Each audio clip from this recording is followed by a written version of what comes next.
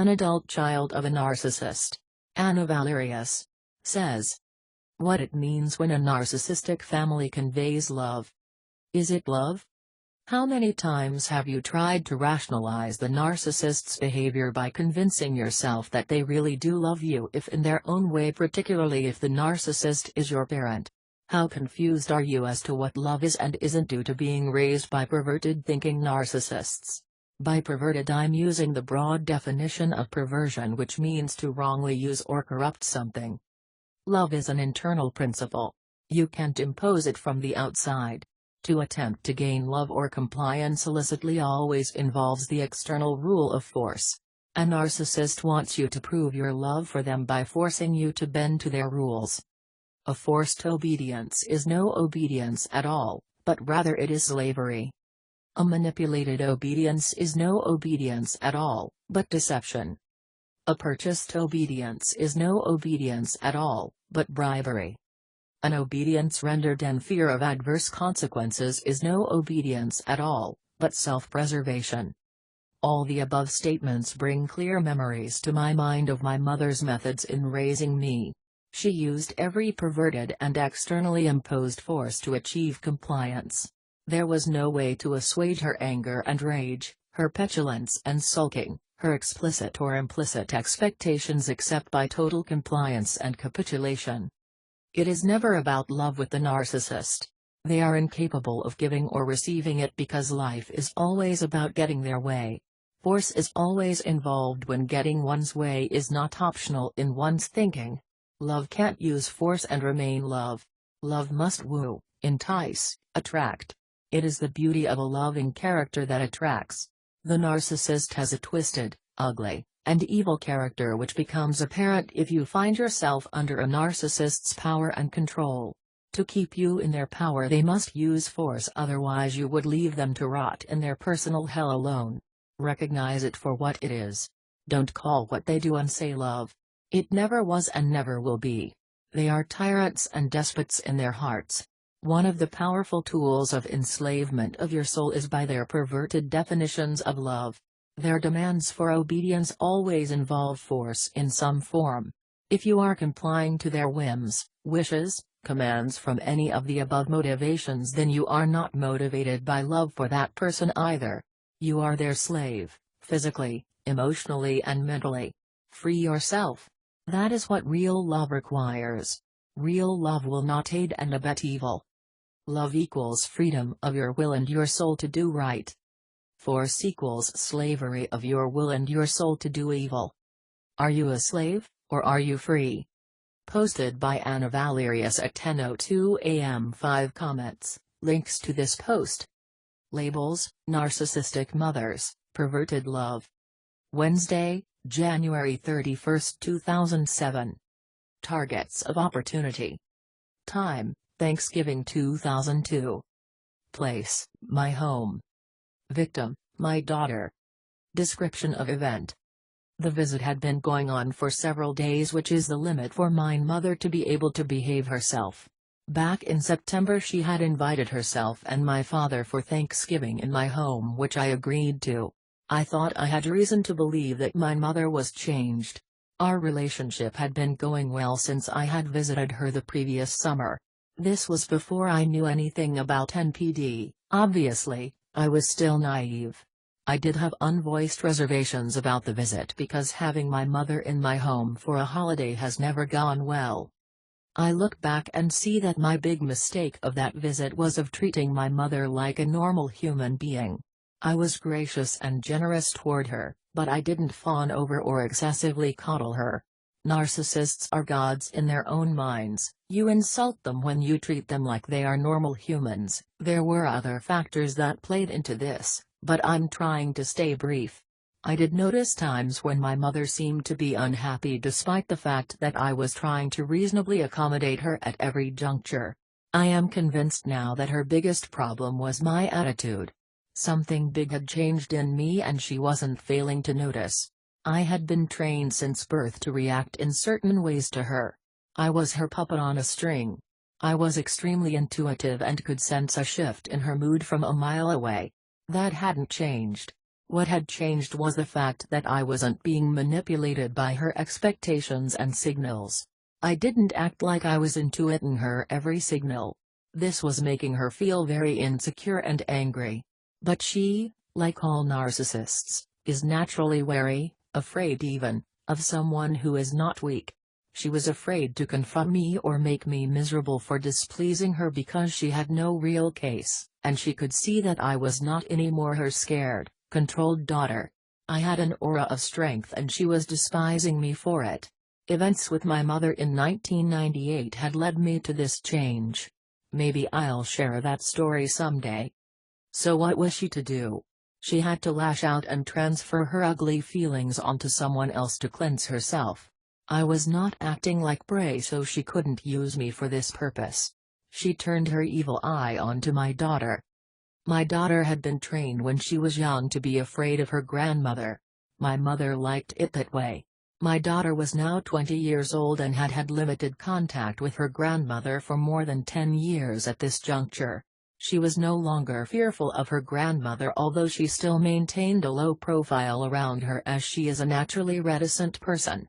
My mother had always treated her like she was an irritant, and my daughter had learned that laying low was the best way to avoid being a target. Well, it didn't work this time. In fact, this very behavior was now to be condemned. Early in the morning I came upstairs to find my mother sitting in the near dark in the living room with her Bible and crying. She had piously studied her Bible and prayed in the living room each morning of her visit to that point. Why she couldn't do that in the bedroom was only because she had to make a show of her great piety. I asked her what was wrong, although I didn't rush towards her to console. I was wary and concerned that I was about to get laid into, although for what I had no clue. She bravely wiped away her tears and answered, "Oh, nothing, I often cry when I talk to my Jesus." Weak smile. I kind of got the willies. My Jesus? Yuck. That was my immediate reaction. Now, in retrospect, I interpret that statement this way: my Jesus is exactly what it is. She has created her own Jesus. He is hers alone because he is a construct of her vain imagination. She has created a God in her own image. I am convinced her Jesus is the devil himself. I didn't push the issue. I let her explanation stand and didn't try to cajole her into telling me more. I just felt relieved that she wasn't about to rip me a new one, grabbed some coffee, talked briefly with her on safe topics, and went back to my bedroom to start getting ready for church. What happened next I didn't find out until we got home after church. While my husband and I were downstairs getting ready, the narcissist sensed her opportunity and went in for the kill. Like any predatory animal, she wasn't willing to strike when she didn't feel safe to do so. A predator doesn't want too much trouble. They pursue only the weak and defenseless. This is how my mother perceived my daughter to be. Apparently my mother lied to me when she told me nothing was wrong earlier that morning. She was crying to her Jesus because she was truly unhappy.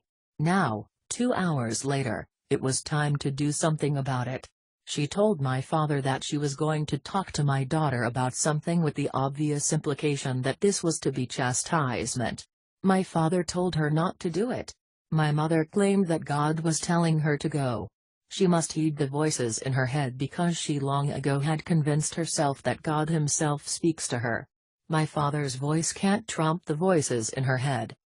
Shortly before we would be leaving for church, while my husband and I are getting dressed downstairs, Mom calls my daughter into her bedroom and tells her to sit down.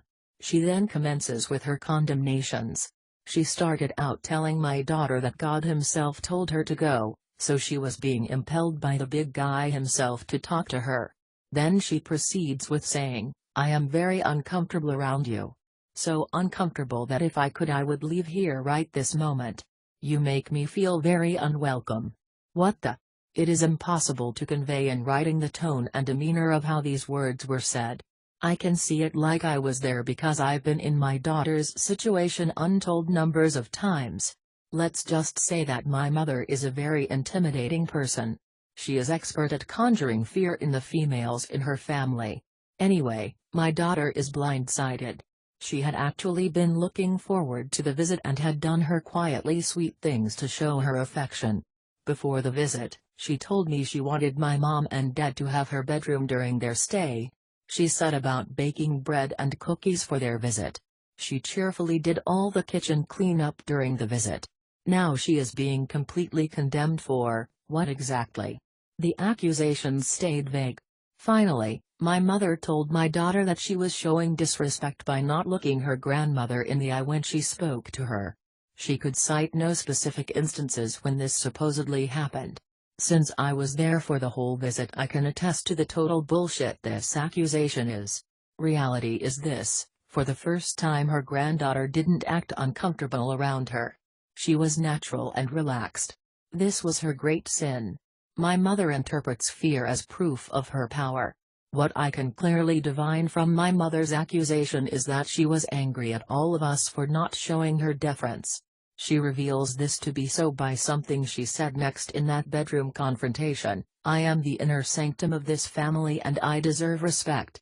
My mother had no idea how she would totally destroy her relationship with me with those words. My mother did not stop her accusatory onslaught until she had reduced my daughter to tears. This is how it always worked with my mom. She wouldn't stop until she had gotten either me or my sister to finally break. When we were dissolved into tears, she felt better. She could back off. She would show an obvious sense of relief. It was sadistic. She continued this cruel sadism on me into my late 20s. My daughter didn't have opportunity to tell me of the attack until we had returned home after church. She recounted specifically the statement about being the inner sanctum because it puzzled her somewhat. How did that apply in this situation, she wondered. I was aghast and infuriated at the attack, and these words in specific, although I didn't display it to my mother. I put on a smile and put a meal on the table. I didn't realize that my father knew about the confrontation. I wanted to save the visit by avoiding a confrontation with my mother. I didn't want to ruin the whole visit for my father. I didn't realize back then that he deserved to have his visit ruined. What my mother conveyed in her claim to be the inner sanctum of this family was profoundly revealing to me, even though I didn't yet understand NPD. She revealed by her choice of verbiage that she thought she could set herself up as the center of my family. Not just any center either. She uses the language of deity to show how she expects to be worshipped. She also makes it clear that she doesn't have to earn respect, she deserves it as native right. It is her due. This is the spirit of the despot. The tyrannical dictator demands respect.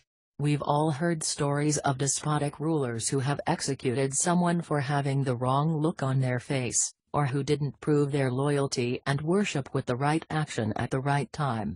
My mother is no different, except she can't carry out the death penalty. I resolved from that moment that my daughter would never have to set eyes on her grandmother again. This is just one story to illustrate the predatory nature of the narcissist. They seek the weakest target and have an innate sense of when the moment presents itself. It is this precise measurement of a target of opportunity which proves to me that the narcissist can and does control their behavior. This is yet another proof to me of the fact that narcissists are evil. They are careful to cover their deeds under a cloak of darkness. We should rightfully consider NPD and psychopathy as evil personality disorder. These people know what they are doing, as revealed by their consistently choosing targets of opportunity.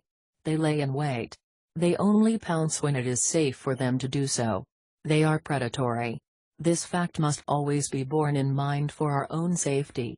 I will repeat this over and over because it must sink in if you are going to be able to choose a safe course of action with the narcissist in your life. No matter the circumstance, no matter the apparent behavior of the narcissist, be always assured that they are laying in wait. Don't make the mistake of thinking you will be smart enough to beat them at their game. They have very different motivations than normal people do. They are so practiced at their game that it is instinctive to them. This enables them to nearly always get something over on you. You may be smart, but they are cunning. Never underestimate the cunning of evil people. You can't beat them at their own game.